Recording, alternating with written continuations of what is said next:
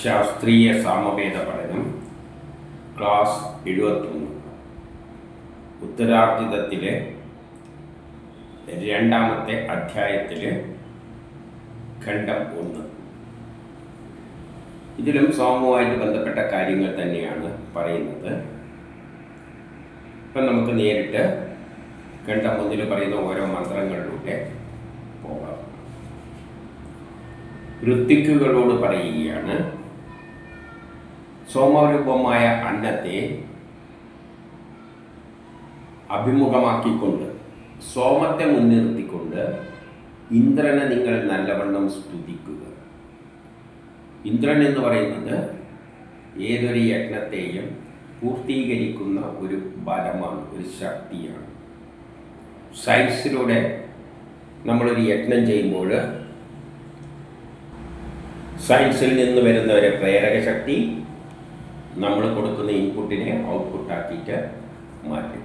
ആ ശക്തിയാണ് ഇന്ദ്രൻ. അപ്പം സോമം ഇന്ദ്രന് നൽകണം. സ്തുതികളുടെ അടിസ്ഥാനത്തിൽ ഇന്ദ്രന് നൽകുക. ഈ ഇന്ദ്രനാണ് അപ്പോഴെന്ത് ചെയ്യും? അതിൻ്റെ തടസ്സങ്ങളെ മാറ്റിയിട്ട് കർമ്മങ്ങളിൽ ഏർപ്പെടും. എന്താണ് തടസ്സം? നമ്മളൊരു വസ്തു കൊടുക്കുന്നത് അതിനെ പുതിയൊരു വസ്തുവാക്കാൻ വേണ്ടിയിട്ടാണ്. അപ്പം ഒരു വസ്തുവിനെ പുതിയതാക്കാൻ ശ്രമിക്കുമ്പോൾ every action there is equal and opposite reaction. അതിനൊരു എതിർപ്പുണ്ടാകും. ആ എതിർപ്പിനെയാണ് ഇന്ദ്രൻ ഇല്ല, അതിൻ്റെ അകത്തുള്ള സയൻസിൻ്റെ അടിസ്ഥാനത്തിൽ ഉത്ഭവിക്കുന്ന ഒരു ശക്തി ഇന്ദ്രൻ. ആ എതിർപ്പിനെയാണ്, ശത്രുക്കളെ നശിപ്പിച്ചിട്ടാണ് കർമ്മങ്ങളെ പൂർത്തീകരിക്കുന്നത്. എന്നിട്ട് മനുഷ്യർക്ക് വേണ്ട ധനം നൽകും. അങ്ങനെ നമ്മളൊരു വസ്തു ഉപയോഗിച്ച് യജ്ഞം ചെയ്യുമ്പോൾ അത് പ്രൊഡക്റ്റായി മാറുകയും ഇന്ദ്രൻ അതിനെ പ്രൊഡക്റ്റാക്കുകയും അതിൻ്റെ തടസ്സങ്ങളെയെല്ലാം ഇന്ദ്രൻ ദൂരീകരിക്കുകയും അത് പ്രൊഡക്റ്റാക്കി മാറ്റുകയും ചെയ്യുന്നു. നമ്മളത് അതിൻ്റെ വാല്യൂ കൂടും. പരീനെ കഴിഞ്ഞ് വലിയുണ്ട് ചോറിന്. അപ്പം നമ്മളത് ഭക്ഷണമായി, ചോറാണെങ്കിൽ ഭക്ഷണമായിട്ട് ഉപയോഗിക്കുക, അല്ല കൂടുതലാണെങ്കിൽ പ്രൊഡ്യൂസ് ചെയ്തിട്ട് വിറ്റിട്ട് ധനം സമ്പാദിക്കുക, ധനവും നൽകി അനുഗ്രഹിക്കുക. അപ്പോൾ നമ്മളെ കൊടുക്കുന്ന വസ്തുവിനെ പ്രൊഡക്റ്റാക്കി മാറ്റുന്ന ആരാണ്? ഇന്ദ്രനാണ്, വേറെ ആരും തന്നെയല്ല. ഇനി 64. യജ്ഞങ്ങളിൽ അനേകം പേർ ഇന്ദ്രനെ ആഹ്വാനം ചെയ്യുന്നുണ്ട്. ഏത് യജ്ഞം നടക്കുമ്പോഴും അവിടെ അതിൻ്റെ അകത്തൊരു ചേഞ്ച് നടക്കും. ചേഞ്ച് നടക്കാതെ ഇപ്പം മാവിനെ ദോശയാക്കുമ്പോൾ നമ്മൾ കൊടുക്കുന്ന കല്ലിൽ എന്താണ്? മാവാണ്. കല്ലും അഗ്നിയെല്ലാം കൂടിയിട്ട് അതിനെ എന്താക്കിയാക്കും? ദോശയാക്കി മാറ്റും. മാവും ദോശയും സ്ട്രക്ചറലി എൻറ്റയർലി ഡിഫറെൻ്റാണ്. ഒരേ സാധനമല്ലേ, പിന്നെ മാവ് തന്നെ നിന്നാൽ പോലെ. അപ്പോൾ മാവ് എന്തായി മാറി? ദോശയായി മാറി, കല്ലിൽ വെച്ചിട്ട് അഗ്നിയുടെ സഹായത്താൽ. അപ്പോൾ അതിൻ്റെ ഘടനയിലെല്ലാം മാറ്റം വന്നിട്ടുണ്ട്. അതിന് മാറ്റം വരുത്തുന്ന പിന്നിൽ പ്രവർത്തിച്ച ശക്തിക്കാണ് ഇന്ദ്രൻ എന്ന് പറയുന്നത്. അപ്പം നമ്മൾ ദോശ ഉരിയാണെങ്കിൽ, അടുത്ത വീട്ടിൽ ചായ ഉണ്ടാക്കുകയാണെങ്കിൽ അവിടെയെല്ലാം ഇന്ദ്രൻ തന്നെയാണ് അതിനെ പ്രൊഡക്റ്റാക്കി മാറ്റുന്നത്. അപ്പോൾ അനേകം പേർ ഇന്ദ്രനെ വിളിക്കുന്നുണ്ട്. നമ്മൾ മാവ് ദോശയാവുക എന്ന് പറഞ്ഞാൽ നമ്മൾ അതിൻ്റെ അകത്ത് കയറിയിട്ട് മാവിൽ മാറ്റം വരുത്തിയിട്ട് ദോശയാക്കുന്നില്ല. നമ്മൾ മാവ് കൊടുക്കുന്നേ ഉള്ളൂ. പിന്നെ ആരാണ് ഇതിൻ്റെ അകത്ത് കിടന്നിട്ട് അതിൻ്റെ ദോശ രൂപത്തിലാക്കുന്നത്? അത് സയൻസ് തത്വമാണ്. ആ സയൻസ് തത്വം ഒരു പ്രേരക ശക്തിയുണ്ട്. അതാണ് അതിനെ ഏകീകരിക്കുന്നത്. അപ്പം ഏത് യജ്ഞത്തിലും അവിടെ ഒരു ശക്തി ഉണ്ട്. അതിനാണ് ഇന്ദ്രൻ എന്ന് പറയുന്നത്. അപ്പോൾ എവിടെയെല്ലാം യജ്ഞം നടക്കുന്നുണ്ടോ അടുത്ത വീട്ടിലും എല്ലാം ഈ ഇന്ദ്രനെ വിളിക്കുന്നു എന്ന് പറയുന്നതായിട്ട് കണ്ടാൽ കഴിയുന്നു. എന്നിട്ട് ആഹ്വാനം ചെയ്യുന്നു. ആഹ്വാനം ചെയ്യുന്ന സയൻസിൻ്റെ അടിസ്ഥാനത്തിലാണ് അവർ ചെയ്യുക. എങ്ങനെയാണ് ആഹ്വാനം ചെയ്യുന്നത്? സ്തോത്രങ്ങളാലും. സ്തോത്രം എന്ന വേദമന്ത്രങ്ങളിലുള്ള എന്താണ്? സയൻസാണ്.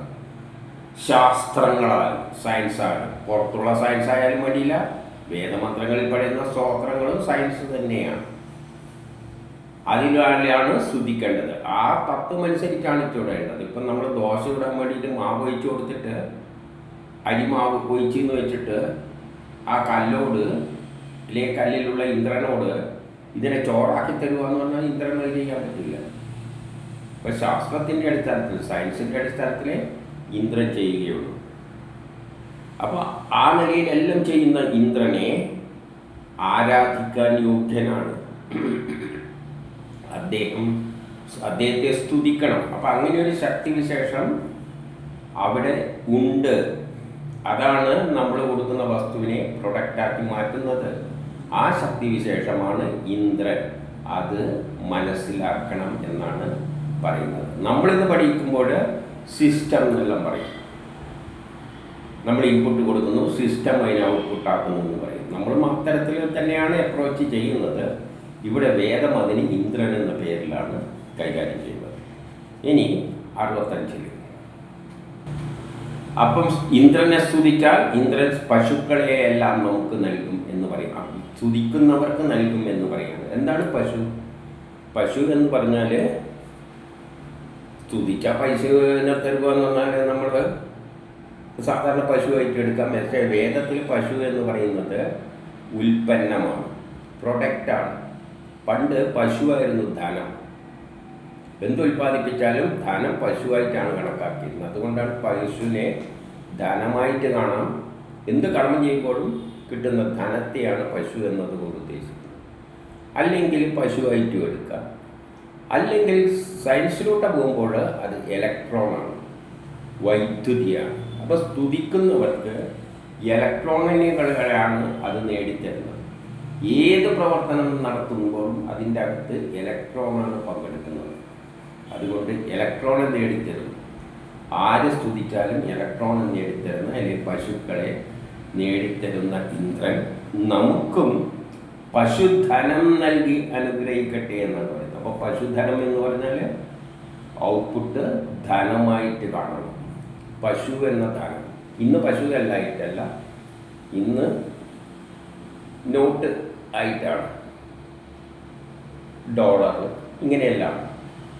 അപ്പം അന്ന് പശു എന്ന് പറയും, ഇന്ന് ഡോളറായിട്ട്. ഡോളർ ധനം നൽകി അനുഗ്രഹിക്കട്ടെ. അപ്പം എല്ലാവരും കർമ്മം ചെയ്യുമ്പോൾ അവർക്കെല്ലാം ധനം കൊടുക്കുന്നുണ്ട്, പശുധനം കൊടുക്കുന്നത്. നമുക്കും പശുധനം അല്ലെങ്കിൽ ഡോളർ നൽകട്ടെ. ആ ദേവൻ നമുക്ക് ധനാദികൾ നൽകട്ടെ. ധനം അതും പണത്തിൻ്റെ അടിസ്ഥാനത്തിൽ തന്നെ പറയുകയാണ്. നമ്മൾ യജ്ഞം ചെയ്ത് കഴിഞ്ഞാൽ നമുക്ക് പുതിയ പുതിയ വസ്തുക്കൾ ഉണ്ടാക്കിയാൽ അത് വിറ്റിട്ട് നമുക്ക് പൈസ ഉണ്ടാക്കാം. ഇനി 66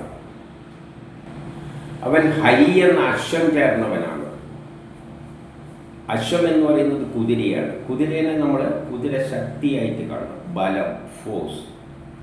അപ്പോൾ പശു എന്നത് ധനമായിട്ടും ഉൽപ്പന്നം, പ്രൊഡക്റ്റ്, അത് വിട്ട് കഴിഞ്ഞാൽ ധനം കിട്ടും.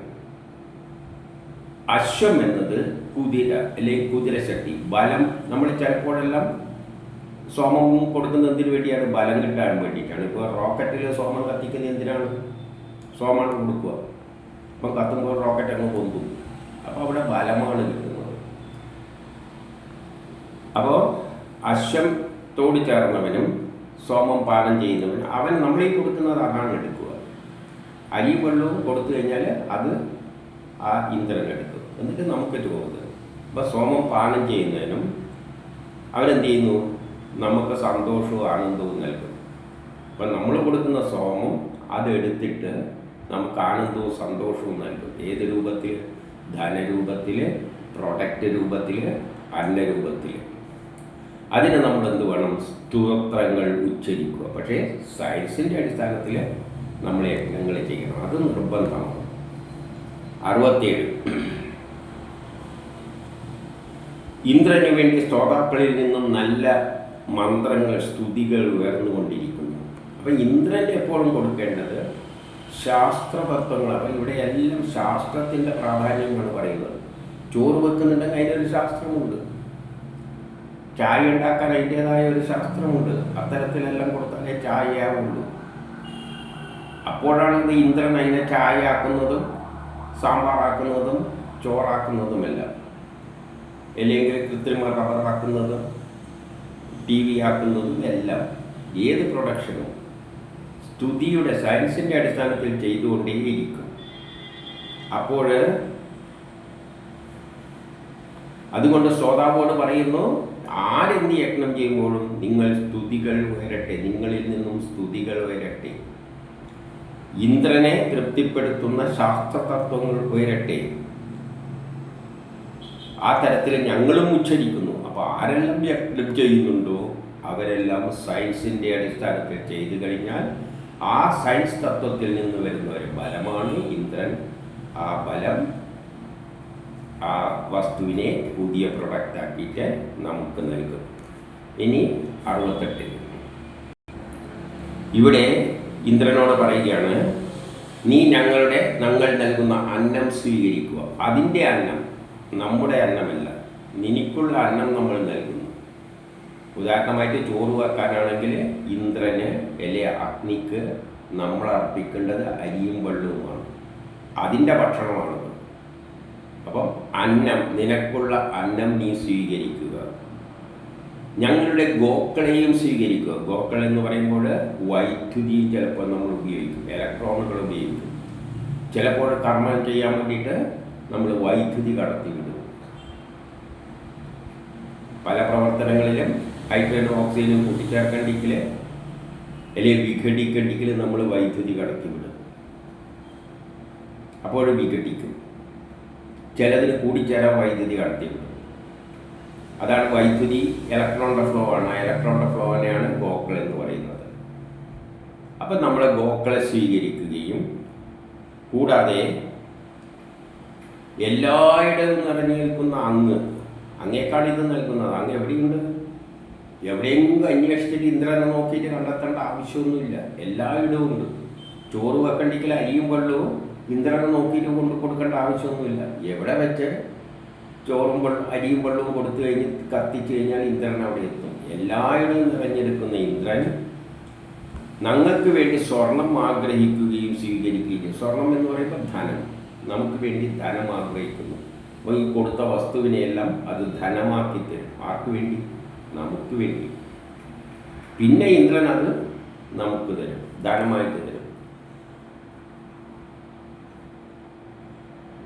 എന്നിട്ട് 69 പറയുന്നു, അങ്ങിൽ നിന്നും അനുഗ്രഹം പ്രതീക്ഷിക്കുന്ന ഞങ്ങൾ അങ്ങിൽ നിന്ന് അനുഗ്രഹം പ്രതീക്ഷിക്കുക. എന്താണ് അങ്ങിൽ നിന്ന് അനുഗ്രഹം പ്രതീക്ഷിക്കുന്നത്? നമ്മളെന്തെങ്കിലും കൊടുത്താൽ തിരിച്ചു കിട്ടാൻ വേണ്ടിയിട്ട്. ചായപ്പൊടി വെള്ളവും കൊടുത്താൽ നമ്മൾ എന്താ ആഗ്രഹിക്കുന്നത്? നമുക്ക് ചായ കിട്ടണം. സാമ്പാറിൻ്റെ സാധനങ്ങളെല്ലാം കൊടുത്താൽ നമ്മൾ എന്താണ് ആഗ്രഹിക്കുന്നത്? നമുക്ക് സാമ്പാർ കിട്ടണം. അപ്പം അതാണ് അങ്ങിൽ നിന്ന് കിട്ടുന്ന അനുഗ്രഹം. അങ്ങിൽ നിന്നും കിട്ടുന്ന അനുഗ്രഹം പ്രതീക്ഷിക്കുന്ന ഞങ്ങൾ യഥേഷ്ടം സ്തുതികൾ അർപ്പിക്കുന്നു. അതിന് ശാസ്ത്രമാദ്യം അർപ്പിക്കുന്നു. ചായ ഉണ്ടാക്കണമെങ്കിൽ ശാസ്ത്രത്തിൻ്റെ അടിസ്ഥാനത്തിലാണ്. ആദ്യം ശാസ്ത്രം പറയണം. എന്താണ് ശാസ്ത്രം? വെള്ളം എടുക്കുക, പാത്രത്തിൽ വെള്ളം എടുക്കുക, തിളപ്പിക്കുക, തിളക്കുമ്പോൾ ചായപ്പൊടി ഇടുക, ഇത്ര സമയം വെക്കുക, അതിൻ്റെ ശേഷം പാലൊഴിക്കുക, പഞ്ചസാര ഇട്ടിറക്കുക, അതിന് മുമ്പിൽ അടുപ്പ് ഓഫാക്കണം, പിന്നെ വേണമെങ്കിൽ അരിക്കണം. ഇതെല്ലാം ശാസ്ത്രം. എപ്പോഴാണത് ചായയായിട്ട് മാറുക? അപ്പം നമ്മൾ സ്തുതികൾ അർപ്പിക്കുന്നു. കണ്ണു ഗോത്രക്കാരനായ, അപ്പം ഇത് എഴുതിയത് ആരാണ്? കണ്ണു ഋഷികളും അവരുടെ ഗോത്രക്കാരുമായ ഞങ്ങളുടെ പൗത്രന്മാരും സ്തോത്രങ്ങൾ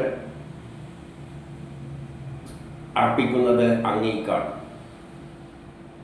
അപ്പോൾ അത് കർണം പറയുകയാണ്, ഞാൻ നമ്മളെ ഗോത്രങ്ങളുടെ ശാസ്ത്രത്തിൻ്റെ അടിസ്ഥാനത്തിലാണ് എല്ലാ കർമ്മവും ചെയ്തിട്ടുള്ളത്. ഇനി ഭാവിയിൽ എൻ്റെ പുത്രന്മാരും പൗത്രന്മാരും എല്ലാം അങ്ങനെ തന്നെ സ്തുതികളിലൂടെ ശാസ്ത്രത്തിൻ്റെ അടിസ്ഥാനത്തിൽ യജ്ഞങ്ങൾ ചെയ്യും. അപ്പോഴാണ് ഇന്ദ്രൻ അവരെ സഹായിക്കുക. ഇനി 70 ഇതിൽ വജ്രധാരിയായ ഇന്ദ്ര എന്ന് പറയുകയാണ്. വജ്രധാരിയായ ഇന്ദ്ര, എല്ലാ കർമ്മങ്ങളുടെയും നാഥനായ ഇന്ദ്ര, അങ്ങേക്ക് വേണ്ടി നമ്മൾ സ്തുതികൾ അർപ്പിക്കുന്നു, അങ്ങയുടെ കരുണ ലഭിക്കുവാൻ വേണ്ടി. എന്തുകൊണ്ടാണ് വജ്രധാരി എന്ന് പറയുന്നത്? ഏത് യജ്ഞവും അവിടെ ഇടിക്കലും പൊടിക്കലും എല്ലാം നടക്കുന്നുണ്ട്. ഒരു യജ്ഞം എന്ന് പറഞ്ഞാൽ ഒരു വസ്തുവിനെ വേറെ നോക്കുമ്പോൾ അതിനെ ഇടിച്ച് പൊളിച്ച് വേറെ തരത്തിൽ കൂട്ടിച്ചേർത്തിട്ടാണ് ഉണ്ടാക്കാൻ പറ്റുക. നമ്മളൊരു മേശ ഉണ്ടാക്കേണ്ടിക്ക് മരമാണെങ്കിൽ മരത്തെ മുറിച്ച് കഷ്ണിച്ച് പലതരത്തിലാക്കി യോജിപ്പിച്ചിട്ടാണ്. വീട് എങ്ങനെയാണ്? സാമ്പാർ എങ്ങനെയാണ് ഉണ്ടാക്കുന്നത്? വെണ്ടയെടുത്ത് മുരിങ്ങയെടുത്ത് എല്ലാം മുറിച്ച് കഷ്ണമാക്കിയിട്ടാണ് അതിൻ്റെ അകത്ത് ഇട്ട് കൊടുക്കുന്നത്. അപ്പോൾ ഇതിൻ്റെ അകത്തും അതേപോലെ തന്നെ എന്ത് നടക്കുന്നുണ്ട്, ഇടിക്കലും പൊടിക്കലും എല്ലാം നടന്നിട്ടാണ് ഇവയെല്ലാം കൂട്ടിച്ചേർത്തിട്ട് പുതിയ വസ്തുവാകുന്നത്. അപ്പോൾ അവിടെ ഇടിക്കുകയും പൊടിക്കാനെല്ലാം എന്ത് വേണം, നമ്മളെ കാർപ്പൻറ്റർക്ക് അല്ലെങ്കിൽ മേസ്ത്രിക്ക് കല്ല് പൊട്ടിക്കുന്ന സാധനം എല്ലാം ഉള്ളതുപോലെ ഇന്ദ്രൻ്റെ കൈമേൽ ഒരു ആയുധമുണ്ട്, എല്ലാം പൊട്ടിക്കാൻ പറ്റുന്ന ആയുധം, ഹാർഡായിട്ടുള്ളതാണ് വജ്രായുധം. അപ്പം ഇന്ദ്രൻ വജ്രായുധമായിട്ടാണ് വരുന്നത്. എന്തിനു വേണ്ടിയാണ്? നമ്മൾ കൊടുക്കുന്ന വസ്തുക്കളെയെല്ലാം ഇടിച്ച് പൊളിച്ച് പുതിയൊരു വസ്തുവാക്കാൻ വേണ്ടിയിട്ട്. എന്നിട്ട് അങ്ങയുടെ കരുണ, ആ എല്ലാം ചെയ്യുന്ന അധ്വാനിക്കുന്ന അങ്ങയുടെ കരുണയെ ഞാൻ തിരിച്ചറിയുന്നു. ഇനി 71 സോമത്തെ സംസ്കരിക്കുന്ന യജ്ഞകർത്താവിന്. സോമത്തെ എന്ത് വേണം ആദ്യം നമ്മൾ കൊടുക്കുന്ന വസ്തുവാണ് സോമം. അതിനെ എന്ത് വേണം ആദ്യം സംസ്കരിക്കണം. ഇപ്പം ചോറ് തന്നെയാണെങ്കിലും അരിയെടുത്ത് കഴുകി വൃത്തിയാക്കുക, അതിൻ്റെ അത് കല്ലെല്ലാം ഉണ്ടൊക്കെ പൊറുക്കി കളയണം, വെള്ളം ശുദ്ധമായ വെള്ളം എടുക്കണം, പാത്രം കഴുകിയെടുക്കണം. ഇതിനെല്ലാം സംസ്കരിക്കുക എന്ന് പറയുന്നത്. അപ്പം സോമത്തെ സംസ്കരിക്കുന്ന യജ്ഞകർത്താവിനെ ഈശ്വരന്മാർ എപ്പോഴും സംരക്ഷിക്കുന്നതിന് ആഗ്രഹിക്കുന്നു. ദേവതകൾ, അതായത് നമ്മളെ കൊണ്ട് യജ്ഞം ചെയ്യിപ്പിക്കുന്നതെല്ലാം ആരാണ്? ഇപ്പോൾ ശക്തി, ആ ഈശ്വരനാണ്. നമ്മളെ സൃഷ്ടിച്ച ഒരു കർമ്മം ചെയ്യാണ്, ആ കർമ്മമാണ് നമ്മൾ ചെയ്യുന്നത്. അപ്പം നമുക്കെപ്പോഴും ആ നമ്മളെ കൊണ്ട് കർമ്മം ചെയ്യിപ്പിക്കുന്ന ശക്തിയുടെ സംരക്ഷണം നമുക്ക് ഉണ്ട്. അവരെപ്പോഴും വളരെ സൂക്ഷ്മതയോടുകൂടിയാണ് കഴിയുന്നത് ദേവതകൾ. ഉദാഹരണമായിട്ട് നമ്മളെ സൃഷ്ടിച്ചത് കുറേ കർമ്മങ്ങൾ, ലോക പുരോഗതിക്കായിട്ട് കുറേ കർമ്മങ്ങൾ ചെയ്യാനാണ്. അപ്പം നമ്മൾ ചെയ്യുന്ന അതിൻ്റെ ഭാഗമായിട്ട് തന്നെയാണ് നമ്മളെ ഭക്ഷണം കഴിക്കുന്നതും നമ്മളെ ശരീരം നന്നാക്കിയെടുക്കുന്നത്. കാരണം ഈ ശരീരവും നന്നാക്കേണ്ട ആവശ്യമുണ്ട്, ഇതിലെല്ലാം കർമ്മം ചെയ്യാൻ പറ്റും. അപ്പം എല്ലാ കർമ്മങ്ങളും അവരുടെ നിരീക്ഷണത്തിലാണ് നടക്കുന്നത്. അവരെപ്പോഴും സൂക്ഷ്മതയോടെ നമ്മളെ വീക്ഷിച്ചു കൊണ്ടിരിക്കുന്നുണ്ട്. അതുകൊണ്ട് ഒട്ടും അലസത കാണിക്കേണ്ടതില്ല. നമ്മൾ ഭയന്നുകൊണ്ട് ഒന്നും ചെയ്യേണ്ട ആവശ്യമില്ല. നമ്മൾ എന്താണോ ചെയ്യേണ്ടത് അതാണ് നമ്മൾ ചെയ്യുന്നത്. നമുക്കത് മനസ്സിലാകുന്നില്ല എന്നേ ഉള്ളൂ. നമ്മളിതെല്ലാം ചെയ്യാൻ വേണ്ടിയാണ് നമ്മളെ സൃഷ്ടിച്ചിരിക്കുന്നത്. അപ്പം ധൈര്യമായിട്ട് അങ്ങ് ചെയ്തേക്കുക, അലസത വിട്ട് സോമത്തെ പ്രാപിച്ചുകൊണ്ട് യജ്ഞം ചെയ്യുക. ഇനി 72 സംസ്കരിച്ച സോമമാണ് ഇന്ദ്രൻ ആഗ്രഹിക്കുന്നത്. ഇന്ദ്രൻ എപ്പോഴും നല്ല ശുദ്ധമായ വസ്തു കിട്ടണം, എങ്കിലേ അതിനെ നല്ല പ്രൊഡക്റ്റ്, നല്ല അരിയും വെള്ളവും കൊടുത്തു കഴിഞ്ഞാൽ ഇന്ദ്രൻ ചോറാക്കി തരും, നല്ല ചോറ്. അപ്പം സംസ്കരിക്കപ്പെട്ട സോമമാണ് ഇന്ദ്രൻ ആഗ്രഹിക്കുന്നത്. അന്നതിനെ എങ്ങനെ കൊടുക്കണം? സ്തുതിച്ചുകൊണ്ട് നൽകുക, ശാസ്ത്രത്തിൻ്റെ അടിസ്ഥാനത്തിൽ കൊടുക്കുക. ഒരു സാമ്പാർ ഉണ്ടാക്കുമ്പോൾ അതിനൊരു ശാസ്ത്രമുണ്ട്. 2 വെണ്ടയ്ക്ക എടുക്കുകയാണെങ്കിൽ ഇത്ര മുരിങ്ങക്കായ എടുക്കണം, ഇത്ര വഴുതിനി എടുക്കണം, ഇത്ര പരിപ്പ് എടുക്കണം എന്നെല്ലാം കണക്കുണ്ട്. ഇത്ര മഞ്ഞൾ പൊടി, മുളക് പൊടി നല്ലൊരു കണക്കുണ്ട്. അല്ലാതെ തോന്നുന്ന മാതിരി ഇതെല്ലാം കൊടുത്തു വെച്ചാൽ സാമ്പാറാവില്ല. അപ്പോൾ സ്തുതി വചനങ്ങളാലാണ് ഇത് കൊടുക്കേണ്ടത്. അതാണ് സ്തുതി വചനങ്ങൾ, സയൻസ് തത്വങ്ങൾ. അപ്പോൾ സോമത്തെ സ്തുതികർത്താവ് പൂജിച്ചുകൊണ്ട് അർപ്പിച്ചുകൊണ്ടിരിക്കട്ടെ. എപ്പോഴും നല്ല ശാസ്ത്രത്തിൻ്റെ അടിസ്ഥാനത്തിൽ വേണം അത് അർപ്പിക്കാൻ. ഉദാഹരണമായിട്ട് നമ്മൾ സാമ്പാർ വെക്കുമ്പം തന്നെ ശ്രദ്ധയോട് കൂടിയിട്ട് നമ്മളത് ചെയ്യണം. ആദ്യം എന്താ ചെയ്യുക? പരിപ്പെടുത്തിട്ട് കഴുകിയിട്ട് പാത്രത്തിലിട്ട് ചൂടാക്കും. അല്ലാതെ എല്ലാം ഒന്നിച്ചിടൂ ഇല്ല. ആദ്യം പരിപ്പ് വേവിക്കും. അപ്പോൾ പെട്ടെന്ന് വേവാത്ത സാധനങ്ങളെല്ലാം അതിൻ്റെ കൂടെ ചിലപ്പോഴും ഇടും. അല്ല, ആദ്യം തന്നെ വെണ്ടയ്ക്കയെല്ലാം ഇട്ട് പോയാൽ അവസാനമാകുമ്പോൾ വെണ്ടയ്ക്കയെല്ലാം ഒരുമാതിരി പശവാരിയായിരിക്കും.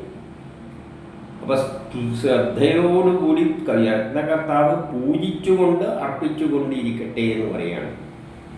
എപ്പോഴും ശ്രദ്ധിച്ചിട്ട് ചെയ്യേണ്ട സാധനങ്ങൾ അപ്പം ചെയ്യണം. ആദ്യം പരിപ്പാണെങ്കിൽ പരിപ്പിടുക, അതിൻ്റെ കൂടെ വേറെ വേണമെങ്കിൽ വേറെ വല്ല സാധനം ഉണ്ടെങ്കിൽ അതിടാം.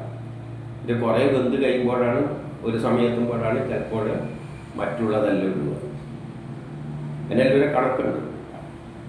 ചായ ഉണ്ടാക്കുമ്പോൾ വെള്ളം തിളപ്പിച്ചതിൻ്റെ ശേഷമാണ് ചായപ്പൊടി ഇടുക. ആദ്യം തന്നെ എന്നാൽ പിന്നെ വെള്ളം എടുത്ത് കുറേ പാൽ ഒഴിച്ച് കുറേ ചായപ്പൊടി ഇട്ട് പഞ്ചസാര ഇട്ടിട്ട് അങ്ങ് തിളപ്പിച്ചാൽ മതി. പോരാ, ചായ ആവില്ല, അതൊരു മരിയാവും. അപ്പം പൂജിച്ചുകൊണ്ട്, ഇന്ദ്രനെ പൂജിച്ചുകൊണ്ട് സോമത്തെ അർപ്പിക്കണം. 73. അപ്പോൾ ഇന്ദ്രനിൽ നിറഞ്ഞ ശോഭയാണ് ദൃശ്യമാകുന്നത്. അപ്പോൾ ഇന്ദ്രൻ നല്ല പ്രസന്നതയോടുകൂടി ആ യജ്ഞത്തെ നല്ല ഭംഗിയോട് പൂർത്തീകരിച്ച് 7 ഹോതാക്കളിൽ നിന്ന് ഹവിസോടൊപ്പം അനേകം മന്ത്രധ്വനികളും ഉയരുന്നു. 7 ഹോതാക്കളോടൊപ്പം ഇവിടെ നടക്കുന്ന യജ്ഞങ്ങളെല്ലാം 7 ശാസ്ത്രത്തിൻ്റെ അടിസ്ഥാനത്തിലാണ് നടത്തുന്നത്. അതുകൊണ്ടാണ് 7 ഹോതാക്കൾ എന്ന് പറയുന്നത്. കെമിസ്ട്രി, ഫിസിക്സ് എന്നെല്ലാം പറയുന്ന തരത്തിലുള്ള 7 ശാസ്ത്രങ്ങൾ, 7 ഋഷികുലങ്ങൾ. അപ്പോൾ 7 ഋഷികുലങ്ങൾ ഈ ശാസ്ത്രങ്ങളെ 7ആയിട്ട് തിരിച്ചിട്ട് 7 ഋഷികുലങ്ങളിലൂടെയാണ് ഈ യജ്ഞങ്ങളെല്ലാം, ഈ ലോകത്തിൽ നടക്കുന്ന എല്ലാ യജ്ഞങ്ങളും. ഇവിടെ സോമയാഗത്തിനാണെങ്കിലും 7 ഹോതാക്കൾ അവിടെ ആ തരത്തിലും എടുക്കാം. സോമയാഗത്തെ ഉദ്ദേശിച്ചാണെങ്കിൽ 7 ഹോതാക്കളിൽ നിന്നും ഹവിസ് അർപ്പിക്കുന്നതോടൊപ്പം മന്ത്രധ്വനികൾ വരുന്നു. അപ്പം 7 കാര്യങ്ങളിൽ പ്രാവീണ്യമുള്ള ആൾക്കാർ അത് കൈകാര്യം ചെയ്യും. അവരവരുടേതായ മന്ത്രധ്വനികളും ഉച്ചരിക്കും. കാരണം നമുക്കറിയാം, ഒരു സദ്യ ഒരു കടിക്കൽ ഒരാൾ ചോറ് വെക്കുമ്പോൾ, ചോറ് വെക്കാൻ നല്ല കഴിവുള്ള ആൾ ചോറ് വെക്കും, പരിപ്പ് കറി വെക്കാൻ കഴിവുള്ളവർ അത് വെക്കും, മത്സ്യക്കറി വെക്കാൻ താല്പര്യമുള്ളവർ അത്തരത്തിൽ വെക്കും. അപ്പം ഇതേപോലെ 7 ഹോതാക്കളാണ് ഈ യജ്ഞങ്ങളെ നിയന്ത്രിക്കുന്നത്. അപ്പം ഏത് യജ്ഞത്തിലും 7 സയൻസ് തത്വങ്ങൾ അപ്ലൈ ചെയ്യുന്നുണ്ട് എന്നാണ് അതിൻ്റെ അർത്ഥം. അപ്പോൾ അതിൻ്റെ അധികാരികളാണ്, ജ്ഞാനമുള്ളവരാണ് 7 ഹോതാക്കൾ.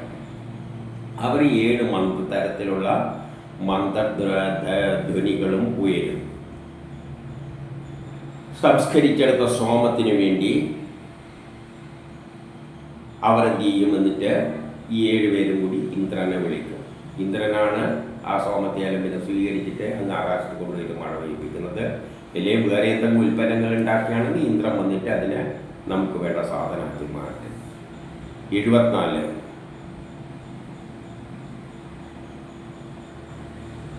തേജസ്സും ഓജസ്സും ലഭിക്കുന്നതിന് വേണ്ടി, നല്ല തേജസ്സോടും ഓജസ്സോടും കൂടി യജ്ഞം നടത്തുന്നതിന് വേണ്ടി യജ്ഞമനുഷ്ഠിക്കുന്ന ഹോതാക്കൾ എങ്ങനെ ചെയ്യണം? യജ്ഞത്തെ സ്തുതികളാൽ സമ്പുഷ്ടമാക്കട്ടെ. നല്ല ശാസ്ത്രതത്വത്തിൻ്റെ അടിസ്ഥാനത്തിൽ യജ്ഞം ചെയ്യണമെന്ന് പറയുകയാണ്. നമ്മൾ എന്ത് കർമ്മങ്ങൾ ചെയ്യുന്നുണ്ടെങ്കിലും ശാസ്ത്രീയമായി ചെയ്യണം, സയൻറ്റിഫിക്കായിട്ട് ചെയ്യണം.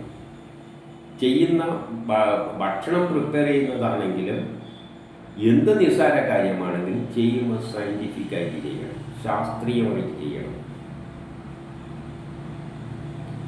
അതുകൊണ്ട് തന്നെയല്ലേ മുടി മുറിക്കാൻ തന്നെ ശാസ്ത്രീയമായി മുടി മുറിക്കുന്ന ആൾക്കാർക്കൊരു പ്രത്യേകതയുണ്ട്.